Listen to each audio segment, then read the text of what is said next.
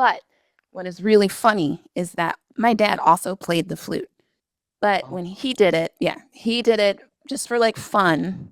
And I only really heard him play when he was kind of like in party mode and, just kind of like having a Hanging good out. time or whatever. He never like performed on stage, but he would just kind of like improvise on the flute. But it was the sound of like Hubert Laws and that album that made me myself like really want to play. But I just thought this was so interesting because like in the past, like, I don't know, like couple decades, I haven't even thought about the fact that my dad played the flute a little bit. There was a flute in my house always. Like I have a picture of Wow. me as a baby and there's a flute in the case, like on the bookshelf behind me.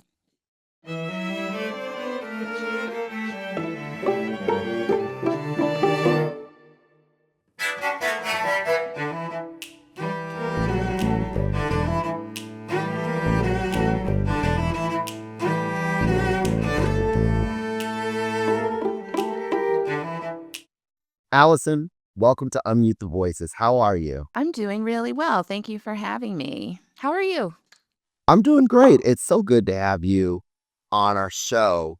You are a celebrated flutist, you are a composer, you do a number of different things. You also arrange music. I'm just trying to figure out how you do it all because you're also a mother and a wife. So I guess that's my first question to you. How do you manage to have such a multifaceted career with so many projects going on? I get asked that question a lot. It's very natural for me. I have always just been so curious and excited about making music and creating music and collaborating. And I find that even though my focus is in different areas, they all really feed each other, constantly. So I'm like today, for example, before we got together today, I was going through some audio of a project I'm doing with Roomful of Teeth, the vocal ensemble. And yeah, and sitting here and like living in the sound and mixing the tracks and thinking about, compositionally like what I want to do and think, and all these things, all of this also informs how I think about my flute playing in a weird way, but it does. It all forces me to really listen and to really think deeply about music, which is, I mean, I'm obsessed with music, so maybe Yeah. maybe that's how it's easy. But aside from that, I'm very fortunate in that I have a very supportive family, and I have really supportive friends and colleagues. And I feel very much like I'm part of several different communities that have, you know, helped me incredibly along the way. So I definitely don't manage any of this stuff by myself. And it's gotten to a point, thankfully, now I have a team even that helps me tremendously. So, there's a lot of minds and hands and love that's also going on behind the scenes, and I'm so thankful for that. Truly, makes it all really possible. So I just thought of a question that I wanted to ask you that I hadn't planned on, but you've been married a really long time. And tell me, what does a musician, an artist, or creative need in a partner in order for them to have a successful career? oh my gosh, we're gonna have a grown adult conversation, aren't we? Okay. Wow. Tell us. Okay, this is, I was not expecting you to to ask. Girl, you went there. So I'm really glad that you did. For those who don't know, I've been married for quite a long time. I've been with my long husband. time. Ooh, we got married in 2007. So, about 17 and a half years. And we've really grown up together, you know. we've watched each other grow. We've helped each other grow. We've supported each other along the way. We've made mistakes along the way, all these things. And I'm almost 42 now, and I'm at that age where, a lot of midlife cliche things have happened. My kids are growing up, my parents are aging, my father recently passed away. I've been married for 2 decades. My career is taking off. Like all these things that, cliche. But in that, I I have really, really reflected on um my needs, like in terms of my relationships with people, including my partner, how they've been met, what exactly that looks like, but also how how I also behave in a partnership as a creative person with all of these demands, right? It's tricky. There's a lot of listening that has to happen. There's a lot of compassion that has to happen. There's a lot of flexibility, forgiveness, all these things. So it's challenging in a Mhm. beautiful way. One thing I can definitely say is that I'm married to somebody who loves me, and I know that, and who has always been like my biggest cheerleader, and vice versa.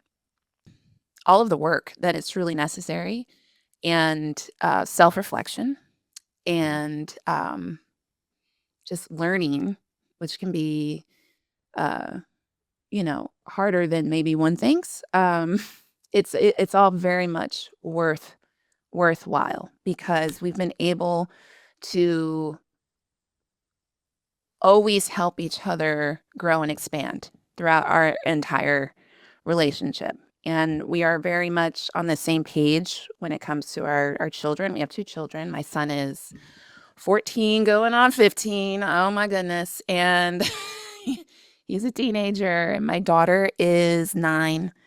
Um, so when it comes to, the family, our children, our values, all of that has always been in alignment. So I think that the values, the ability to allow each other to grow, and really, really listen, and it's hard. It's a lot of work. It's a lot Yeah, of work, and reminding each other that you're human beings, right. right? What sort of advice would you give to an artist or a creative who is single, who wants to date, wants to be in a long-term relationship? How do they have to show up in the relationship?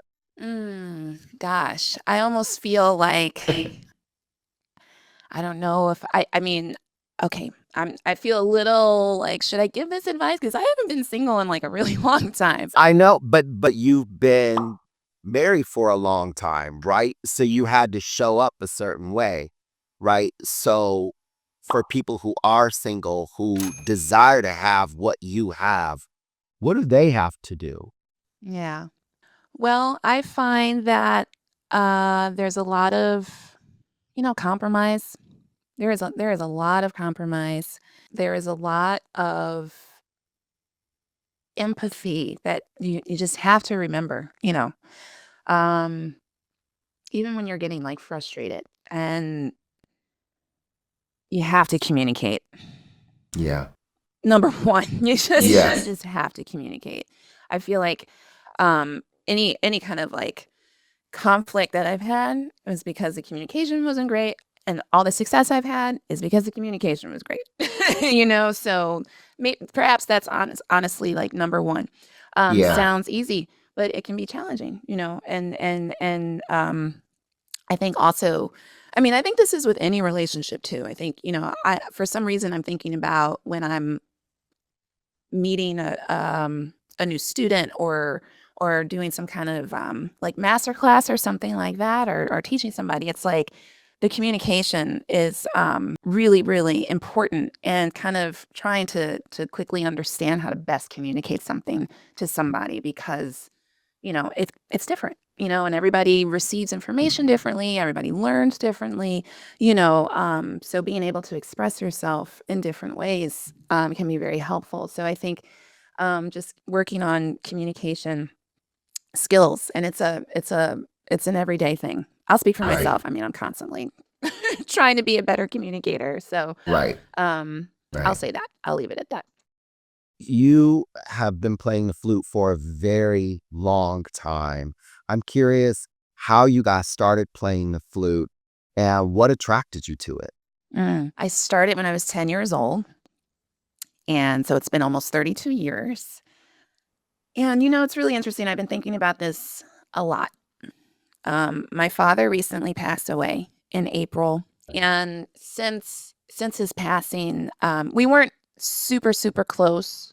Truthfully, we had a pretty strained relationship in my adult life. But, he was ill in the past couple years. And I was more present, during his illness and through his death. And we reconnected some. But since his passing, I've inherited all his records, and it's been a lot has come up for me in terms of the music that I was raised with, and kind of like it was curated almost like the playlist that I grew up with, and it's extensive. I mean, there's thousands of records, but I grew up surrounded by music, and I remember very distinctly an album of Hubert Laws, who's a flutist, known mostly as a jazz flutist, but the man can do anything, and he's trained in all the things. And he released an album, I believe in the 70s, called The Rite of Spring.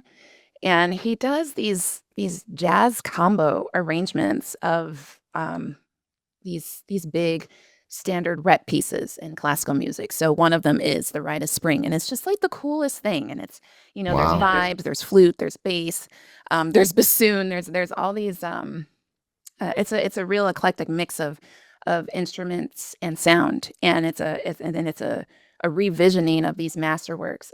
There's Debussy's Syrinx on there, which is one of the biggest like flute solos in our repertoire. But he treats it with like a delay effect, a delay processing effect. And what's really fast, so I fell in love with that album at a very young age, and that made me want to play like the instrument, the flute. But what is really funny is that my dad also played the flute.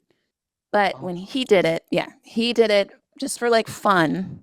And I only really heard him play when he was kind of like in party mode and, just kind of like having a Hanging good out. time or whatever. He never like performed on stage, but he would just kind of like improvise on the flute. But it was the sound of, like, Hubert Laws and that album that made me myself, like, really want to play. But I just thought this was so interesting because, like, in the past, like, I don't know, like, couple decades, I haven't even thought about the fact that my dad played the flute a little bit. There was a flute in my house always. Like, I have a picture of Wow. me as a baby, and there's a flute in the case, like, on the bookshelf behind me, Wow. which is like a crazy foreshadow. But yeah, so maybe on subconscious level also, like, it was bound to happen. I don't know, but that's become something I've been processing a lot in the past couple months.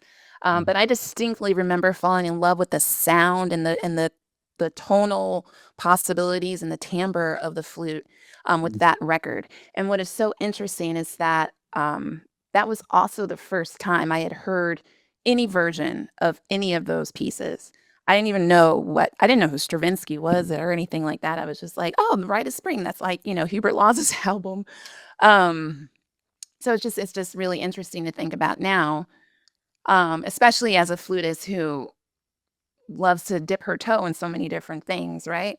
Right. But yeah, I started when I was 10, and I started through my school's band program.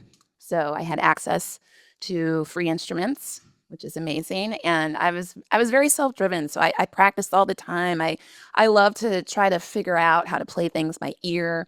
And I came to it from a very playful and creative place.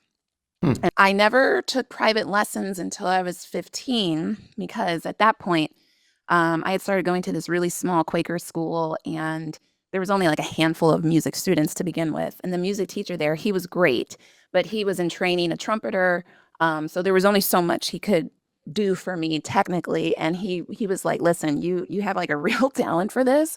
And I think you need to like study with a flutist and like get cracking. And I was like, okay. I mean, I didn't really know what that meant or entailed until then. So I Right. found a teacher, and then I was like, "Oh my gosh, this is amazing!" And then the following year, I enrolled at the preparatory division at Mannes College of Music in New York, and I started going there throughout the rest of my high school years, every Saturday. And it was there that I really got kind of very tunnel visioned on the rep and the pedagogy and trying to catch up with my peers and all that stuff, undoing bad habits that I had developed, not having a teacher for so long. And I just really, really, really, really, really wanted to be a great flutist. I was just so focused on that. So I wasn't composing, I wasn't doing the kind of I guess you could say, more playful, creative approach to my music making until after my undergrad. And that's when I started um, kind of trying different things and improvising, which led to, composing and kind of taking me back to where I started when I was 10 years old, which was this, you know, creative place that kind of integrated all these things. Unmute the Voices is sponsored by Key to Change Studio. Key to Change Studio is a violin and viola studio located in Renton, Washington, which allows middle and high school underserved students living in South King County an opportunity to take violin or viola lessons. For more information, visit their website at keytochangestudio.org. Now, back to Unmute the Voices. Well, speaking of flute, I mean, one of the things that you have done, and I think has been, at least from the public's perspective, a highlight has been performing with Lizzo at the Grammys, another flutist and a musician who really brought your instrument to the forefront. I'm curious, what was it like performing with Lizzo, and was there anything you were surprised by working with her? I've actually worked with her twice now. So the Oh, look Grammys at was the you. first time. Okay. And one thing I'll say that was maybe perhaps like so exciting for me was that it was myself and a bunch of my like musical girlfriends. You know what I mean? Like it felt like a Yeah. family reunion. So I love that, the energy immediately. It's like all love. And when Lizzo came to when we had our first rehearsal with her, I mean, she was just completely so sure of what she wanted musically. My first impression was that this is a musician, you know. She had like the vocabulary. You could tell she was listening. You know what I'm saying? Like she knew Right. how to say what it is that she heard and that she needed from us. So rehearsals were efficient. Um, we yeah, I mean, it was fun. She was funny. We had a little flute moment, myself and there was another flutist there, Gabrielle Garo, Okay. amazing flute player, young flutist. And the three of us, we had a fun little like flute trio moment backstage. That was actually a part of the arrangement in her performance. She opened the Grammys that year. That was 2020. That was right before COVID. And yeah, I mean, it was just awesome, and it was great to be on that stage and in that room. It's like it's mayhem, like live television and the production. I mean, it's a beautiful mayhem, but like the production that goes on, there's so many moving parts. Oh, There's yeah. so many different people, and everyone is like on it, just like laser sharp and like with it. Like the professionalism in these types of productions is like always so inspiring to me because like You can't everyone there is serious, like no one's messing around, and there's no time for games, and it's like live television. We gotta go. And like watching the sets change. I mean, it's amazing. So that was really cool. And Lizzo was a lot of fun, and it was great, and we had a great time. And then actually the second time I performed with her, I guess this was a couple years ago now. It was at the Met Gala. Oh, Um, there was a it was the year they were honoring Karl Lagerfeld, who was a big opera buff. And so the theme was the magic flute, right? So so we did a mashup of a couple like Lizzo hits and like the magic flute, and there was this whole camp of flutists that I was like the captain of. It was just really, it was out there. Um it was very magical, I guess you could say, and everything was over the top because this is something that was directed by like Boz Lerman, and like Anna Wintour was there the whole time making sure everything was perfect, and we had like the makeup and all the things. And again, it's like the production of these shows, and like it's the backstage that's like one of my favorite things because you see like all the makeup artists, all the producers, all the line producers, all the interns. I mean, there's so many people who are just like, it's definitely a level of professionalism that you have to bring to these settings, and like understand that, like, show up and be ready to go. But it's so inspiring, and it's so great when like everyone is in sync. It's like the greatest feeling of like absolute teamwork, and then the show's over and it's like you did it, it's great. I'm curious, what sort of barriers have you faced in your career as a professional musician, specifically as a Black woman? And what have you done to overcome those barriers? I'm thinking, and if I'm being truly honest, significant types of events like that happened to me when I was a student. Um, Unfortunately, from either well, not my private teachers. I had amazing private teachers who were like, I really lucked out. I owe so much to them. But playing for other musicians, or even musicians who were administrators in the school, with a few times, I remember feeling I didn't necessarily like belong, or I was like the odd one out, which doesn't feel great. And I felt there were times where, like passive aggressively, that would come out.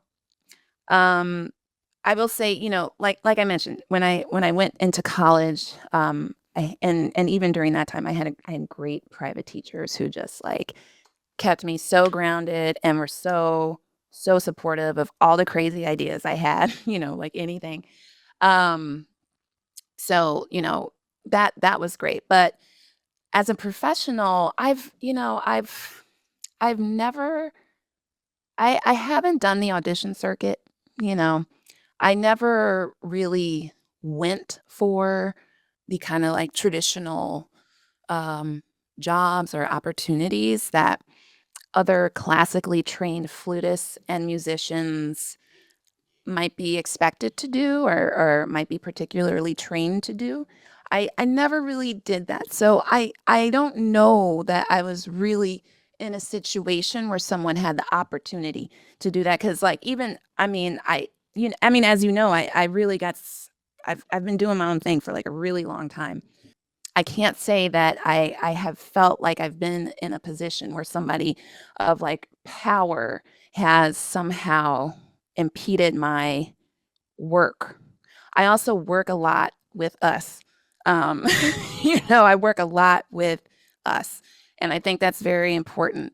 And I like to support our projects and our orchestras. Well, Stephanie Matthews, right? Violinist Stephanie Matthews, contractor extraordinaire in Los Angeles. She put together an orchestra a few years ago, the Recollective Orchestra, of extremely strong Black players. I've always advocated for things like that, like doing, doing our own stuff, and supporting that, and being in the room as much as I can for those things. that's kind of like my approach when it comes to making statements or, showing like, what we'll do our own thing, kind of thing. Um, so it's tricky for me to say. Now, behind the scenes, behind my back, I mean, sure, I've heard about all kinds of things being said about me. There's actually, you could see for yourself. There's a nice little I don't know, I guess blog entry about my appointment with the Cleveland Orchestra as their composer fellow in slip disc. Norman Lebrecht's I don't know, contribution to something. Anyway, his blog, but like like all kinds of comments about like, being a diversity hire and da da da da da da da. So I know that exists. I know that's out there. You know what I mean? And maybe it has impacted me in a way that I haven't realized. And I'm not discounting that because I think it's very possible. But I can't say that that I know firsthand that, that has happened. Right. But definitely I remember coming up as a kid and feeling like, Mm. this is a thing. Right. Right. Well, we're not even going to talk about him. I mean, he's like the TMZ of classical music. So Worse. anyway, Like, you've had all of these accomplishments. You're with the Cleveland Orchestra. You've arranged music for The Lion King. You have just really an extraordinary career as um, a multi-faceted musician. What sort of advice would you give to a creative or an artist who feels stuck? mm. I just want to clarify before I answer that. You mentioned The Lion King, and I played flute on the movie soundtrack, but that was one of those recollective jobs that Stephanie was responsible for. So Yeah. Shout out to Stephanie shout out to Matthews. Stephanie She's Matthews. the boss. All right. Um, love her. So if you're feeling stuck, and guess what? This happens to me all the time. So you're not alone. It's, it's kind of part of the practice, I think. For me, I try to seek inspiration by listening to new music or something that I haven't heard in like a really long time. Going to a concert of of an artist who I really admire or just love. Um, and or listening to something that I've created that I'm really proud of. So it all kind of goes back to, maybe like refreshing my ears, revisiting things, even like taking a walk or putting it down altogether and like walking away and coming back some other time, which is also kind of, I think, a way to reset, right? To kind of like refresh, reboot. So that's what I usually do. I end up going back to music that made me want to be a musician in the first place, right? Music that really makes me feel something. Maybe I'll even like dance a little bit or like scream and holler, along, Cardi B or something, Um, these are all things that get me hype. So, Right. it's good to reach out and, talk to a friend. I think lots of times we don't. I think we feel like, we're so used to working by ourselves in the practice room and doing so much like on our own. I think as musicians and artists in general, we don't always like, also we don't necessarily want to say like I'm in a rut, I got writer's block or like whatever, because I think we all hate feeling unproductive or like we're not, you know, producing or doing creating or, anything that holds us up can make us feel not so great, and it's a vulnerable thing to share. So I think it's good, to tap into your people also and just, just be like, I'm really feeling like uninspired and, they'll listen and chances are, they'll completely empathize as well. Yeah. My final question for you is your instrument is the flute. If your instrument were a person, what would they look like and what would their personality be like? Oh my gosh. Wow. So personify my flute. This is a fun exercise. Before I do this, can I just say, I think that there is something very specific about flute players. This is my theory. Are you ready? Okay. So I feel like I know an extraordinary number of flute players who do at least two things that are like really, really challenging and they do them really well. Like, for example, besides being like, a solo flutist, they're also a photographer or a celebrity fitness trainer or, a composer or like whatever, or an artist, like these things. I've met so many flute players like that. So definitely my flute, I think all the flutes would be some type of like overachieving, very well tailored, like every hair in place kind of person. I don't really see a gender per se. My flute is a they. My flute is, has all kinds of has all kinds of energy. So, but I can see a person who is just very, I don't know, well, like kind of like put together and looks like they, know how to do a bunch of things. And maybe even like a little, I don't know, maybe also like strong, like they could also, I don't know, flip a car or something. So, I don't know, Barack Obama kind of is like that. I don't know.